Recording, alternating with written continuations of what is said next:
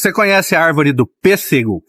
Tem uma aqui carregada de frutos verdes que não é nativa do Brasil, mas vai muito bem no nosso país. Ele é originário da China, cultivado há mais de 4.000 anos e símbolo de imortalidade e longevidade.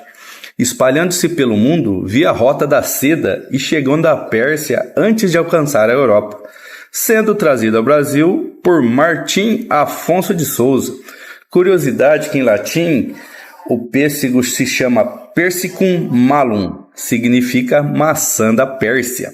E a China continua sendo o maior produtor mundial, com a fruta sendo versátil em usos culinários e rica em vitaminas e oxidantes. Muito bem, o pêssego no Brasil é muito implantado, mas só que ele não produz tão bem quanto fora daqui por causa do nosso clima. Beleza, pessoal? Um abraço a todos!